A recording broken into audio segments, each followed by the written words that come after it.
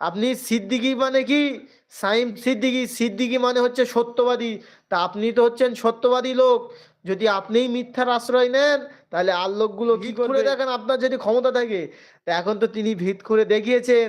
সাইম সিদ্দিকী, আমি আপনাকে বলছি, আপনি যেই ওয়াদাটা করেছেন, আপনি 10 দিন হোক, 1 মাস হোক, 15 দিন হোক, 20 দিন হোক, সময় নিয়ে সেই টাকাটা আপনি পরিশোধ করুন।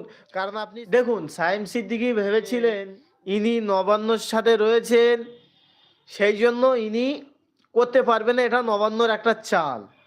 সেই জন্য 1 কোটি টাকাটা দেওয়ার কথা বলেছিলেন সাইম সিদ্দিকী। তা দেখতে পাচ্ছেন, যখন পার্টি থেকে রিজাইন করে দিয়েছেন, যখন ওনাকে পার্টি থেকে বার করে দিয়েছে, তিনি এমএলএ পদ থেকে রিজাইন করেছেন হুমায়ুন কবির। তা রিজাইন করার পরে তিনি ঘোষণা দিয়েছিলেন তার আগে যে বাবরি মসজিদ আমি করব, কিন্তু কোনো পার্টি ফান্ডের টাকা নিয়ে নয়। সেই জন্য সাইম সিদ্দিকী বলতে চাইছি, জলসাতে গিয়ে 10,000 20,000 ওয়াদা করে তারাও তো পরে পিছন থেকে সরে যাবে। তা আপনাকে বলছি, আপনি আপনার ওয়াদাটাকে আপনি পূরণ করুন। কত টাকা দেবে বলেছিল, এবং নলেজ সিটিতেও তিনি টাকা দেওয়ার কথা বলেছিল, কিন্তু সেগুলো ওয়াদা পূরণ করছেন না। দেখুন, নলেজ সিটিতে টাকা দেওয়ার কথা বলেছিলেন তিনি, গোপনে হয়তো দিয়েছিলেন, লোক দেখানো দেয়নি, বা নাও দিতে পারেন। আমি এটা শিওরলি বলছি না, নাও দিতে পারেন, বা গোপনে হয়তো দিতেও পারেন। কিন্তু এই বাবরি মসজিদে যেই ওয়াদাটা করেছেন, ওনাকে বলবো উনি অন ক্যামেরাতে প্রকাশ্যে 1 কোটি টাকা দিন। উনি অন ক্যামেরাতে বলেছেন যদি বাবরি মসজিদের ভিত খুঁড়তে পারে আমি 1 কোটি টাকা দেবো। ওইসব ভিডিও ফুটেজ আমরাও দেখেছি। তা ওনাকে বলবো বাবরি মসজিদের ভিত খুঁড়ে ওনার কাজ অনেকটাই চালু করে দিয়েছেন। আপনি যত শীঘ্রই পারবেন আপনার টাকাটা, আপনি ওয়াদাটাকে পূরণ করুন।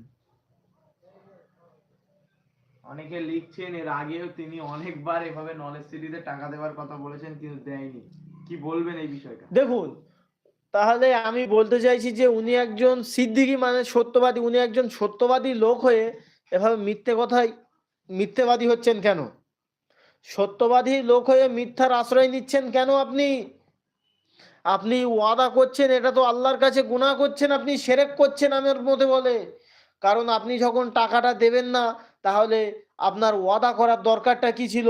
লোক দেখানো বলার দরকার কি ছিল? মিডিয়ার সামনে এসে ভাইরাল হওয়ার জন্য আপনি বেশি করছেন? মিডিয়ার সামনে হয়েছে আপনি কি ভাইরাল হওয়ার জন্য বেশি লাফালাফি করছেন? আপনি এইগুলো করবেন না। আপনি এগুলো করে দিন, সোশ্যাল মিডিয়াতে এসে আপনি ক্ষমা চেয়ে নিন, বা যেগুলো ওয়াদা করেছেন সেই সব ওয়াদাগুলো আপনি পূরণ করুন। আমি আপনার কাছে এইটুকুই কথা বলবো সাইম সিদ্দিকী সাহেব, আপনার কাছে।